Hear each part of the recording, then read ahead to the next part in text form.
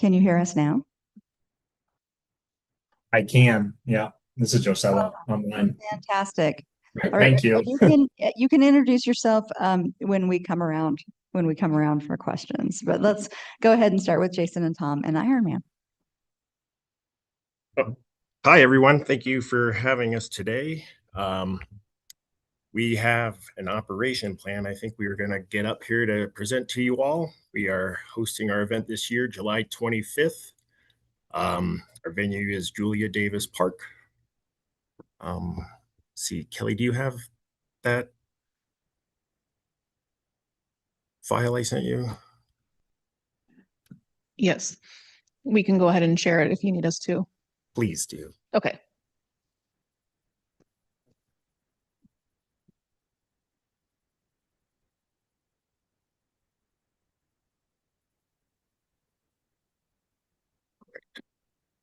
All right, year two.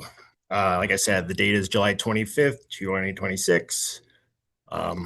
Next page. How do we change? There we go. Event schedule. Just a brief. This is the event schedule for our athletes. We open in the village Thursday, July 23rd, and the last day obviously being July 25th. Next page. Race day timeline, just to let you know where our athletes are during the day. Next slide. All right, here's some of our pre-event notification and what we've done so far. Caroline was with us last year, so she's already had a lot of communication with the community. So next slide.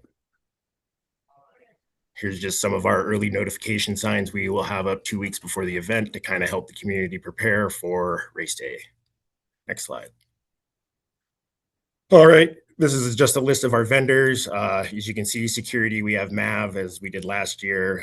Toilets, we got Porta Pro. Equipment is Tate Rents. Our tent company is Lakeshore Athletic Services. They were with us last year, so it should run smoothly. And then Ice, provided by Icebox. Next slide. Next slide. Yeah, here's just a brief load-in schedule, day by day, what we'll be doing. It's pretty detailed if you want to go through that. Next slide. Next slide. Next slide. All right, here's our venue. This kind of gives you the dates we'll be building into those areas. First day would be obviously Monday, where we'll take over the band shell area and get our tents built. Next slide. All right, next slide. Here is the site compound where we're gonna have all of our trailers. Next. This is where we will be having our merch trailers just across from the museum, as we did last year, with the addition of a 10-yard dumpster in there to just assist with any trash around the venue. Next slide. And here is a more detailed village map with the dates we will be installing all of the vendor equipment. Next slide.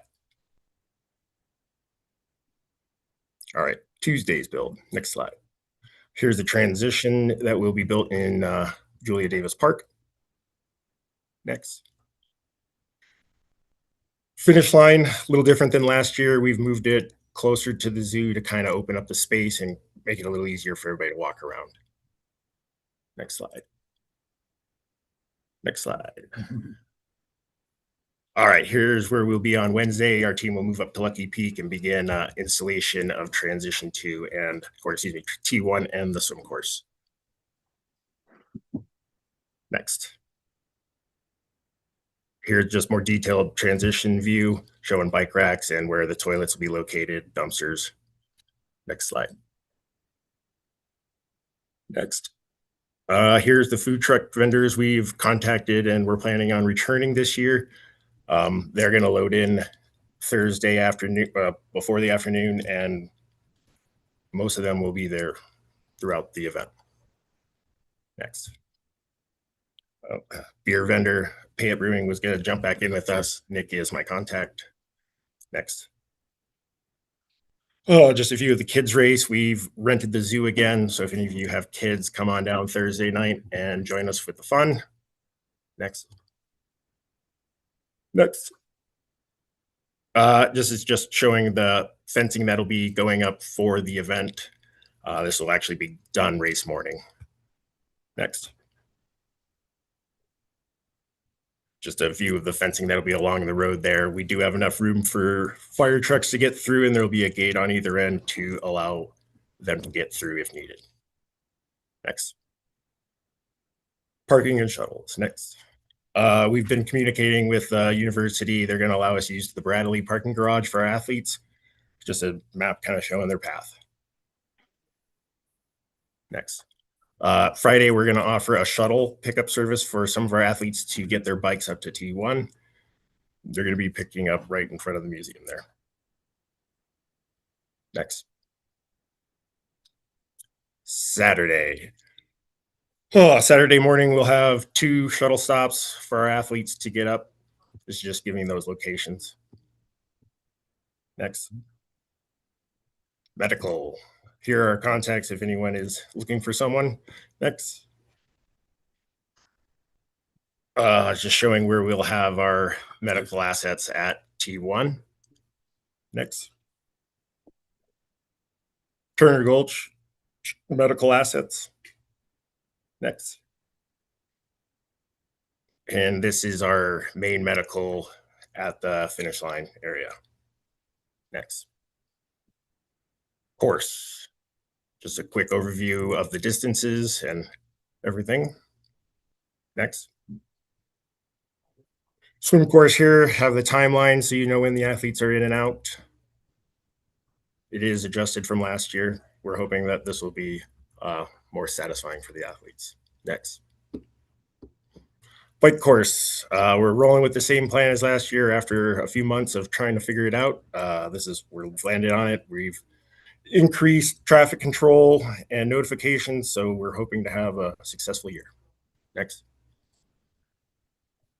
Just a quick overview of who will be working for us as traffic control vendors. Traffic Corp will be the main one doing pre-event signage and all the other signage. Lakeshore will be handling coning, and MAV will be handling a good portion of the flagging. Next. Run course overview. Minor change from last year. We've moved the bridge crossing just a little further down to try to avoid the ramp pullout. We're going to send the athletes a little bit into Ann Morrison just to kind of avoid the rafting. Next. Oh,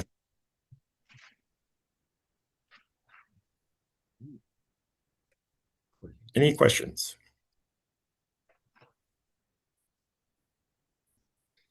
All right. I think before we start around the table, Jason, I'd like to hear you talk a little bit more about the notification plan, particularly along the bike route. I think we all collectively recognize what a substantial and negative impact the race had last year, particularly on that Gowan Federal Way intersection. And I think one of the things to really keep in mind about that particular part of town is it isn't just an impact for the neighborhoods and the folks who live there. There's a substantial number of businesses, and it is the exit that folks coming in from other places try to access Lucky Peak. So it goes far beyond just the city of Boise. And while I recognize that most of the folks around this table, our jurisdiction is the city of Boise, we get the phone calls like between City Hall. I know the police department gets tons of phone calls. And I'd like to see how we can get as far ahead of that as possible. So want to hear a little bit more about your notification plan, but particularly want to hear about mass communications plans in advance. I am hoping that it goes beyond just a press release or just PSAs. My preference would be to see some paid advertising to the community in the week leading up to the race. So folks who may be coming in from as far as Eastern Oregon, we have one media market. It's not a ginormous media market, but it covers a lot of folks.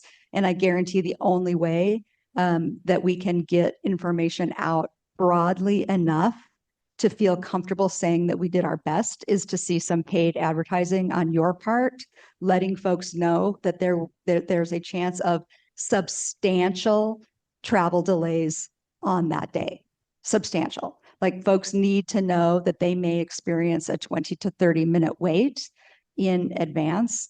And then we are also going to be tracking on our end the communication that we get post-race to see how it compares to last year. I know we've got one more year in the contract, so we'll want to make sure. So I just need to hear a little bit more detail about that notification plan because my old lady eyes couldn't quite read what the slide said. Yeah, absolutely. And a great call out. It's important we talk about this. Last year, we definitely had some issues. I think there was some miscommunications with flaggers and just a few other things, but we've dialed that in.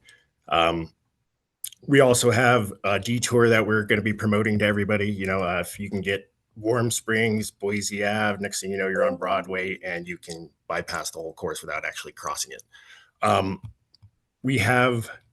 We're working with Visit Boise. They have a marketing firm actually hired to help us get the information out.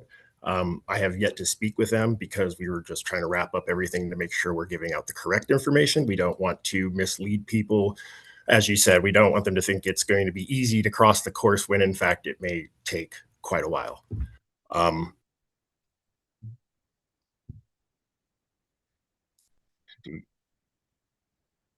you jump in? I'm going to want to see that marketing plan. Yes, ma'am. I will send that to you as soon as we got it.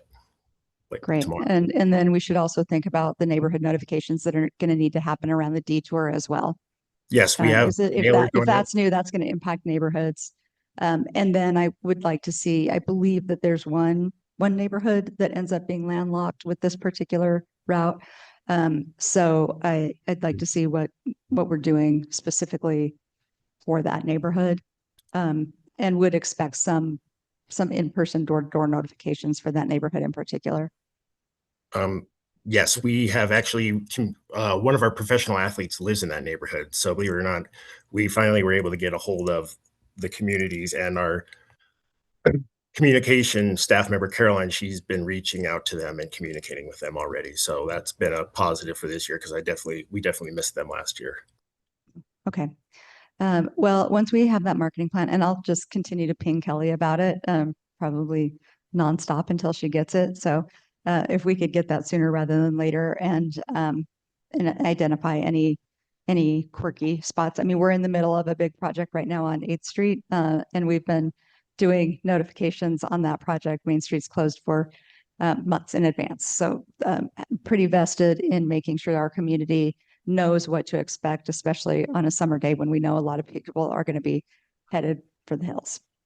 Yes, ma'am. Okay. All right. ACHD.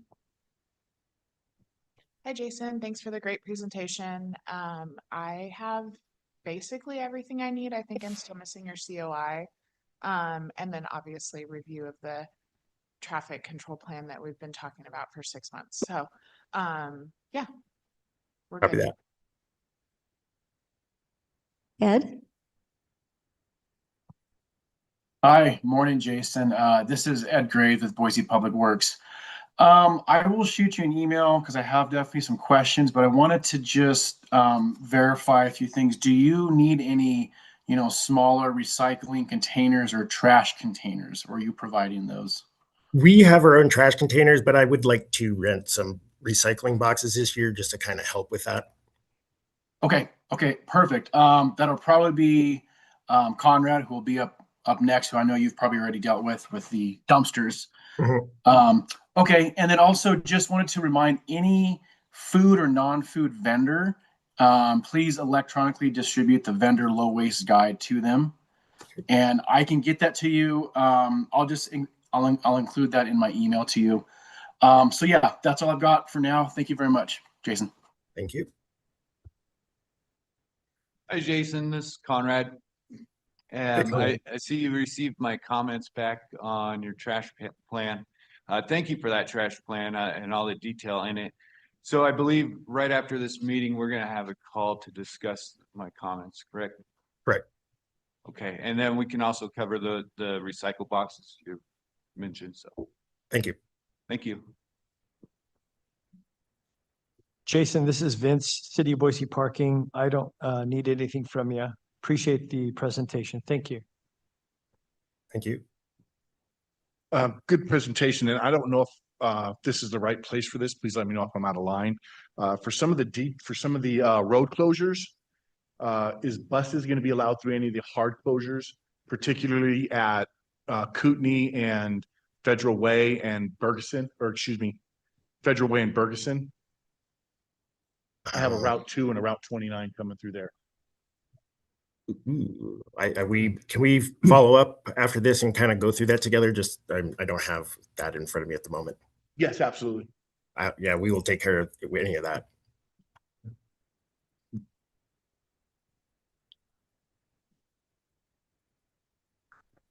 All right, thank you.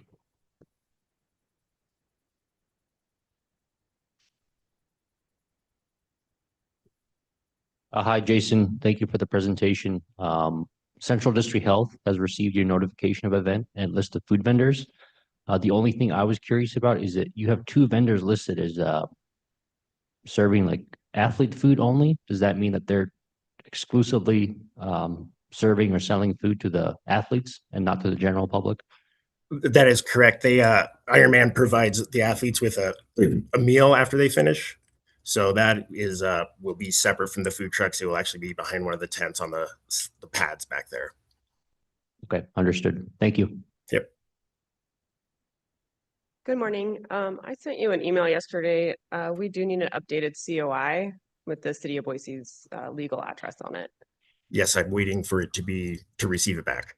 Okay, perfect. Thank you. Good morning. We don't need anything from you with the Downtown Boise Association. Thank you. Morning, Jason. Great presentation. Thanks for kind of making those little pivots in Julie Davis. I think last year was a good learning curve to help free up some space to allow it to flow a little bit better. And now that the zoo construction's over, I think moving that kind of storage equipment hub on the more east side of that area will help our partners in the park. So we'll continue to work through the little tweaks here and there leading up to it, but other than that, nothing to add from parks. Thanks. Hi, it's Heather with Accessibility. Just curious on your Julia Davis Park venue map, are you using the existing accessible parking stalls for parking? Do you have ADA parking designated? Yes, there is ADA parking. It's going to be in the lot north of the Rose Garden there. Okay, great. And then you are bringing in the accessible porta potties, or are you just using the restrooms? No, we do have roughly 20, I think, accessible porta potties actually. Okay, great. Thank you. Hey, Jason, it's Cameo. We are good on medical, and I know moving forward, we're going to be working on positioning and what that looks like, but we are set. Jason, this is Jesse with Boise Fire. Don't forget to get your separate Boise Fire special events permit. I haven't seen that in our system yet. And then the footprint almost looks the same, but I do want to kind of go over it in a little bit more detail. I'll probably contact you offline just to talk about exiting and tents and stuff like that. Do you still have the document I sent you last year for the tent codes? I can find it. If not, just let me know. I'll resend it to you. And then, of course, food trucks, inspections, purple stickers this year. I think you're aware of that. But yeah, we'll contact you offline and work those out. Thanks. Awesome. Thank you. Hey, Jason, Cameron with BPD. I'll work with Payette on your permit for your beer garden. Obviously, I don't think anything changes. I may have missed it on your map. I don't know if you have it noted where they're going to be setting up. Is there Sorry, it's going to be with the food trucks like last year. They won't. They have a trailer, so we can't put that in the grass. Gotcha. Okay. Yeah, as long as it's within the contained area, that should be fine. And so I'll work with them on it as long as it's clear on the map when they submit their permit that we know where they're setting up at. Other than that, we're good. Thanks. Hey, Jason, Kyle, did you get the PLA from Taylor? Did she send that your way? I do not know, actually. I will have to find that. Okay. That should be either in your inbox or shortly in your inbox. So otherwise, everything else we're working together on. So I think we're good to go. I'll talk to Valley Regional afterwards. I think we're good there. Hey, Jason, nice to see you. Hi. I know things are super busy. Oh, sorry, it's Rachel. We know things are super busy, so we've been trying to work through all of this stuff. And I think we're in a really good spot now with a lot of this information, but we have details to follow up on, such as the communication plan. And VRT will loop you in now that that traffic control is finalized and get that all worked out for those 2 locations. We had a plan last year. It worked pretty well. We'll continue to do that. So for the awareness of the team, we will have a full EOC that is functional in support of this.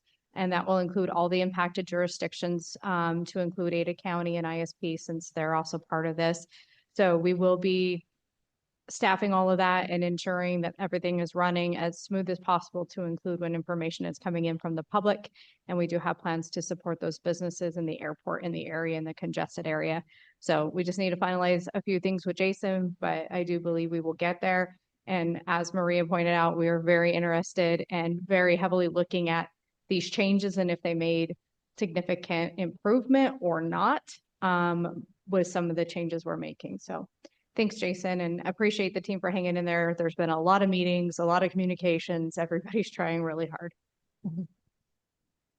Hi, Jason, it's Kelly. I'll just be here waiting for all the things missing, helping out any way that I can, with the back and forth. So please don't hesitate to reach out if I can help. Thank you. All right. Thanks, Jason. You're off the hook. All right. Well, I'll not be really. We different. got a lot of like outstanding things to put forward. You're off the hook for this particular moment in time. Copy that. And we'll look forward to further communication before the race. Thank you for your time. John, Mark, come on up. And we have Joseba online, I think. Ah, there you are. Hi, everyone. Welcome back, you guys. Thank you. Glad to be back. For a smaller event, yeah. I should have worn my Hialdi scarf.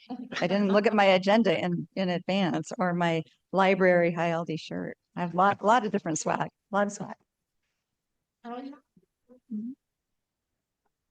Yeah, so I'll be the one leading this. I'm sorry I can't be there in person. I'm actually presenting from the Basque Country right now, so we're making it extra authentic.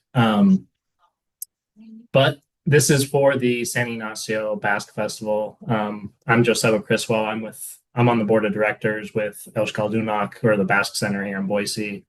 We have John Boyd, who's been helping and had done the workload of the permitting last year for Hialdi, and Mark Pangulik, who's also helping this year. So good team and excited to be here. Can we go to the next slide, please? So what is a San Ignacio? I'm sure, as you all recall, last year was a bit hectic and a lot of moving parts, a lot of foreigners in downtown Boise for a week.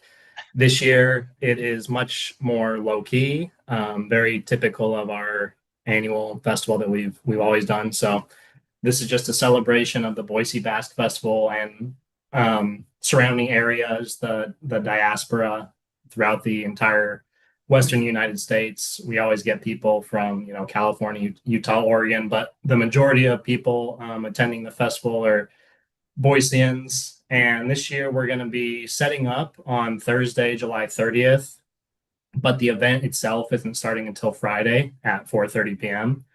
And then it'll end Sunday night, and we'll start tear down directly after, and hopefully be all cleaned out by August 3rd. Can we go to the next slide, please? So we have a schedule of events here. It's a little bit subject to change, excuse me, but for the most part, it should be pretty well thought out.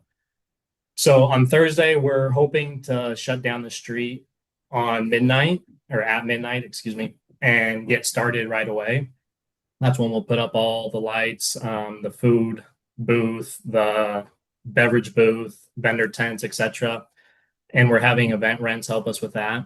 And then we'll continue that into Friday morning with the actual event starting around 4:30 Friday afternoon. And that is typically friends and family night. So there's no street concert or anything like that. This year, we are planning to use Kaisho Corner as a smaller stage, so there might be some accordion musicians playing.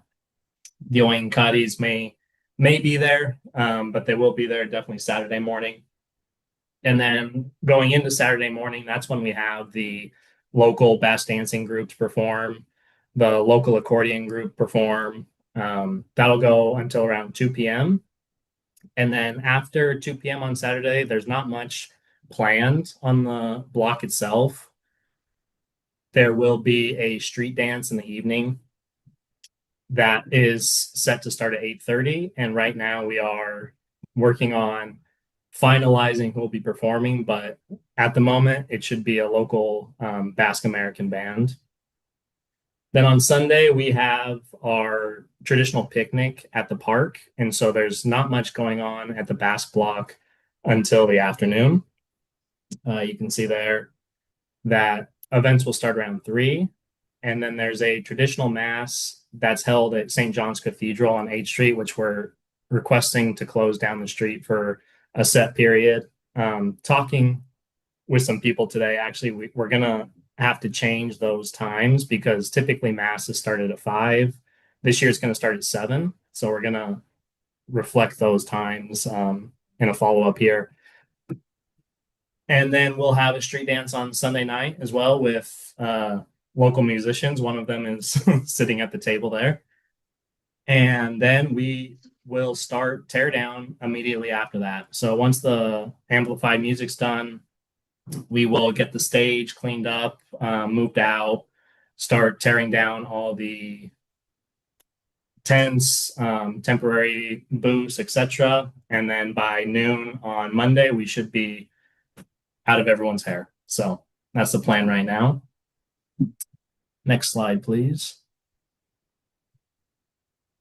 So this is our overall layout, just kind of outlining those street closure times as well as where everything will be situated. And it's a little bit different than years past. So typically we have kept everything within Capitol to 6th Street on the Basque block. However, last year at High Aldi, we expanded the footprint a bit to include Kaisho Corner and parts of Grove Street, as well as the parking lot that's to the south of Grove Street, to the east of Kaisho Corner. And that worked out really well. People seemed to enjoy that, gave everyone more space. So we're trying to do a version of that again this year, except we're not using the parking lot to the south of Grove Street. That won't be included in the festival footprint. And if you remember last year, we had a additional beverage booth and some food trucks. Those will not be there this year. The beverage booth will be located where it has been for the previous San Ignacios on the Basque block itself, right in front of the Basque Museum. And then we're going to have the food booth located on 6th Street to the south. And then we're going to have the stage. This is the first time we're doing it this way, but we're going to have the amplified sound and stage on the east side of Grove Street so that we can try and keep the Basque block open for a lot of reasons. Emergency preparedness, give everyone more space, but that's what we're showing here. This site layout is also showing we're going to have some vendors in the freeform parking lot. Those will be art, local vendors, artisans. But at the moment, there's no plan for additional food. So that's what we're looking at. If we can go to the next page. This is our emergency access plan here. So as it is right now, we would have the roads closed off from,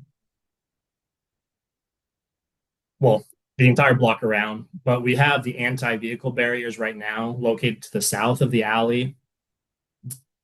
Last year, they were closer to Main Street, and per conversations, we moved those lower to create a barrier for the entire festival footprint. And then we would have our ambulance, which is going to be contracted through MAV. That would be parked to the south there. You can see right at the south end of the festival footprint.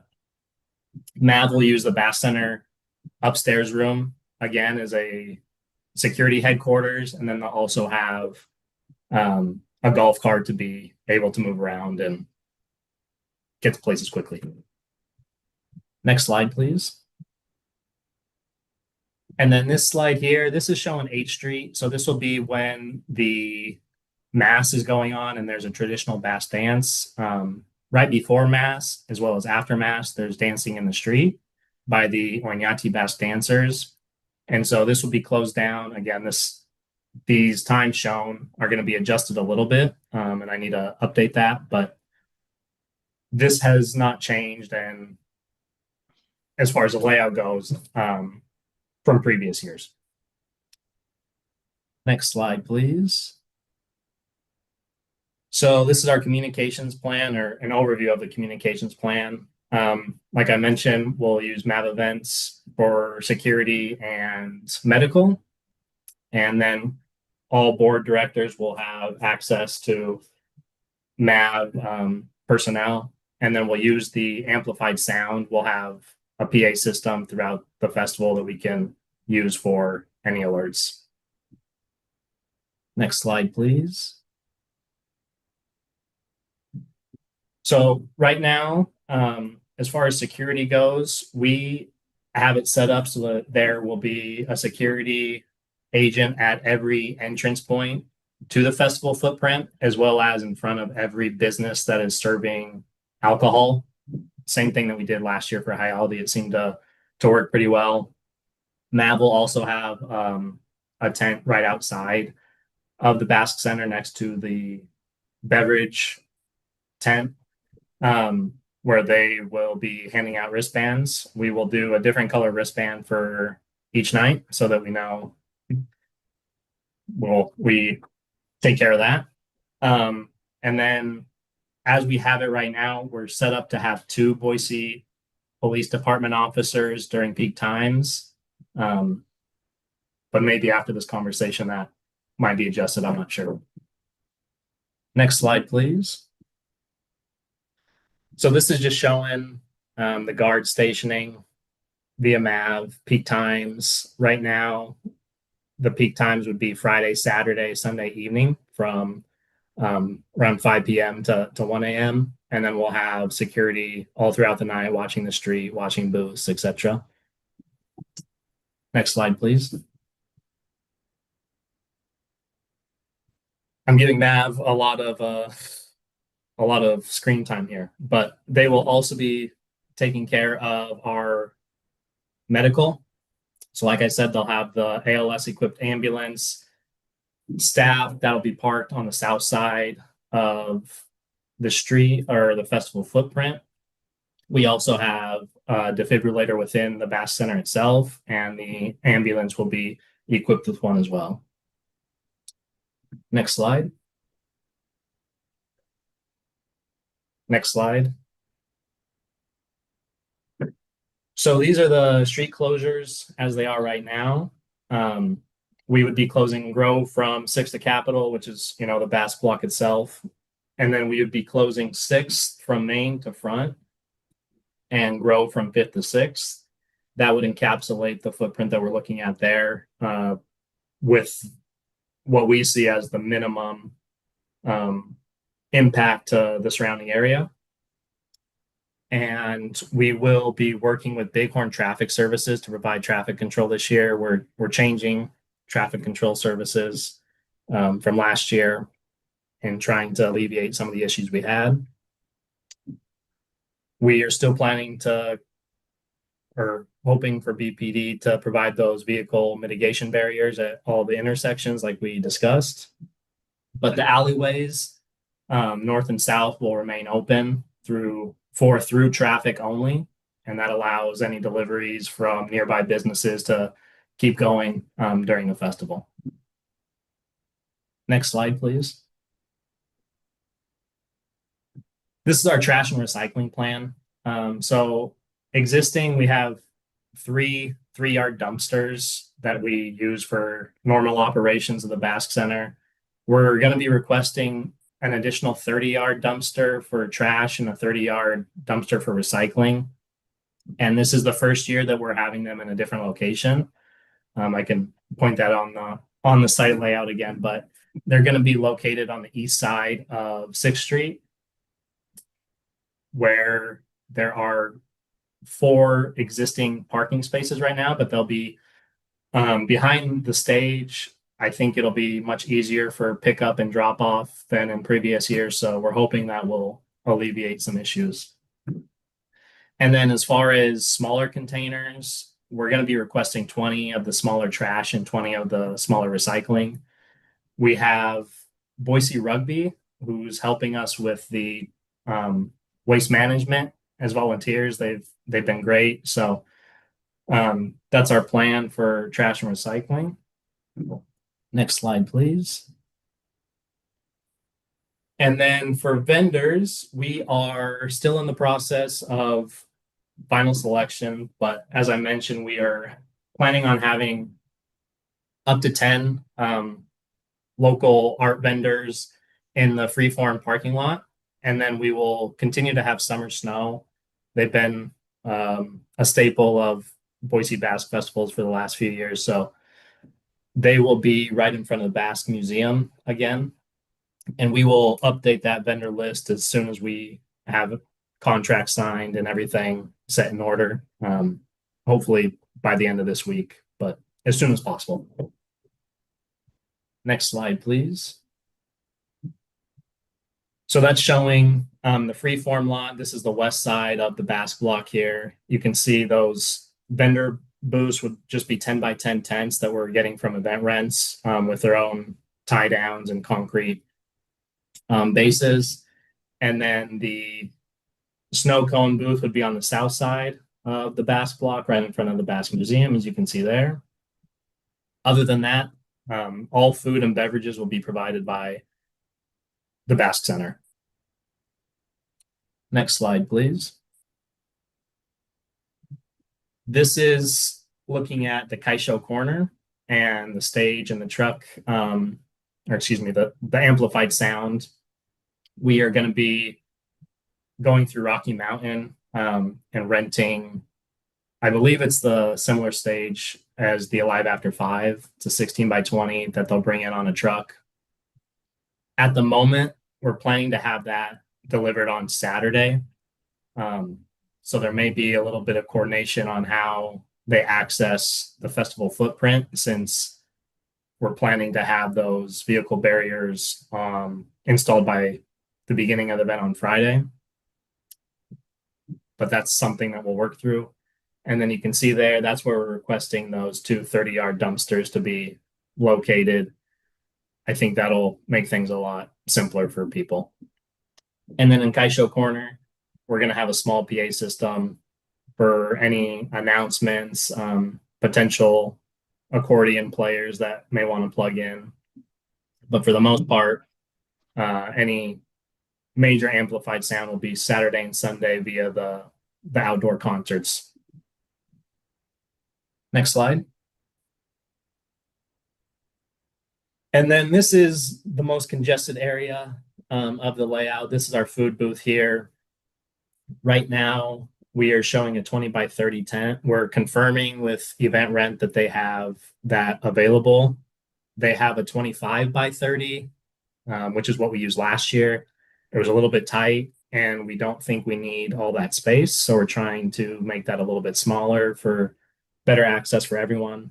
But at the moment, we're showing our food booth.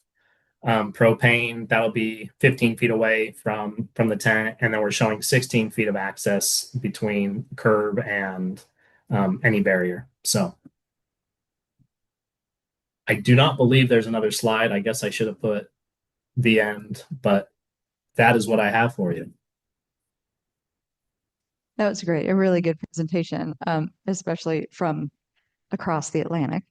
I really appreciate the use of Kaisho Corner. That's exactly how I think we've been hoping that it would be used around events. And it's just a cool additional active space in that part of town. So I'm glad it's working for you all as well. We'll start with Tanya. Hi, thanks for the great presentation. I don't think I've seen your traffic control plan yet.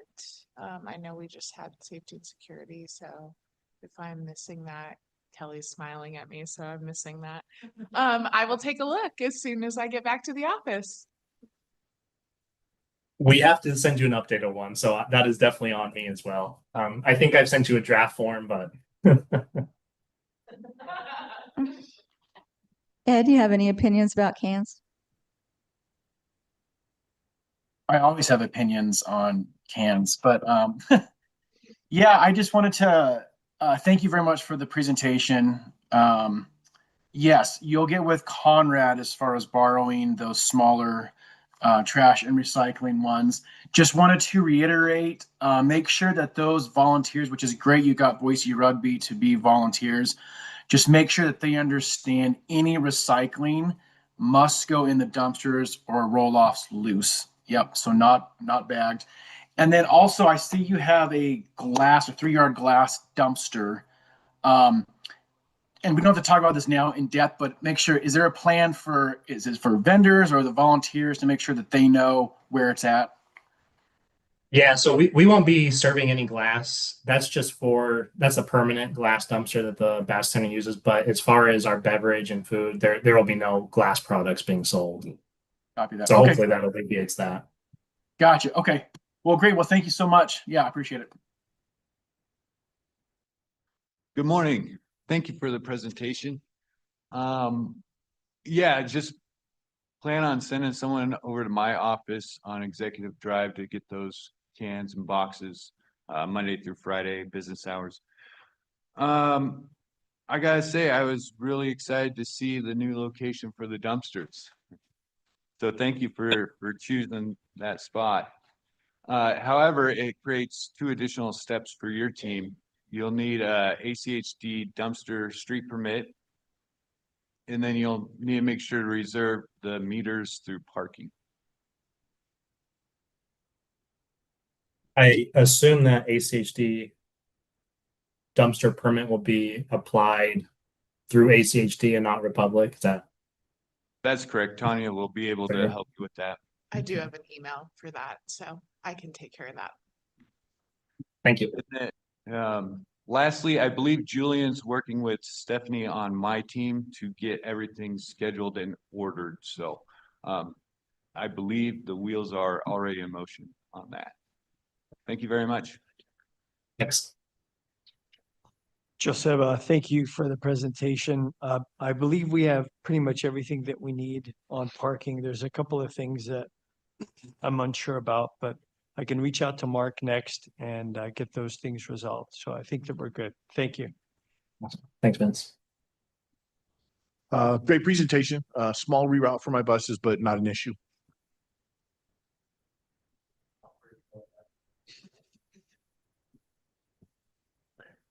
Thank you for the presentation, Joseba. Central District Health has your notification of event, and per your email this morning, the temp event application has been submitted. So you guys should be good to go. Thank you. Awesome. Thank you. Good morning. We still need your certificate of insurance for the city uploaded to Acela. Thanks. Yeah. Hello, we've already been in communication about neighborhood notifications. So once you get those done and back to us, you will be all good. Thank you. Thanks for the presentation. And like Maria mentioned, activating the Kaisho Corner Park, it makes total sense of any event for it to be this one to be activated. So I'll kind of work with you offline as far as like the exact park timeline, just to make sure, knowing that's a much smaller footprint with the setup and tear down. So we'll kind of work offline and get you all squared away and make sure that power is turned on as well. Awesome. Thank you. Hi, it's Heather with Accessibility. The new footprint looks good. I'm happy to see the alleyways are staying open and the sidewalks clear. Thanks so much. Camille with Ada County Paramedics. Just double check and make sure on those contracts that come in with MAV that your security team and your medical team are not the same personnel, 2 different groups. So other than that, it looks good. Hey guys, it's Jesse with Boise Fire. We discussed all my concerns at our safety and security meeting, so we're good to go there. I see that somebody started your Boise Fire special events permit. It's not completed yet, so just make sure that gets completed. and we should be good to go. Thank you. Thank you. Great presentation. Thanks. We've covered everything. I think we're in a good place. Just your permit whenever you get a chance. There's no rush, plenty of time. But we're in good shape. Thank you, guys. Same thing, just that finalized traffic control plan and we'll be good to go from the police side. Hi, Joseba. It's Rachel and Rachel. Johnny. Nice to see you guys all the time. Every year, this presentation just gets smoother and smoother. You guys are incredible, and I wish you could teach other events how to build maps because it's phenomenal. So thank you for everything you guys do. I know the safety and security meeting was held while I was away. I did review all that. So yeah, I just need that traffic control plan finalized. And then we'll work with PD and fire, make sure we have everything put together for our packet. And if we have any of our on-duty crews that have to respond to your area for anything, and then we'll schedule the walkthrough. So nice job, and yeah, carry on. Love the event. Yeah, ditto, but not all the technical stuff. If you guys need anything, let me know. Otherwise, we're on schedule just to continue to work through everything and get it finalized by the event date. Outstanding. Appreciate all the help to this point. Awesome. Thanks, you guys. Thank you. Thanks, everyone. Appreciate it. Right, Kelly, anything else we need to talk about before we sign off in another couple weeks? Enjoy a muffin if you'd like. Anyway, thanks, everyone. I know we're hot and heavy in the middle of the season, but it seems to be going well so far.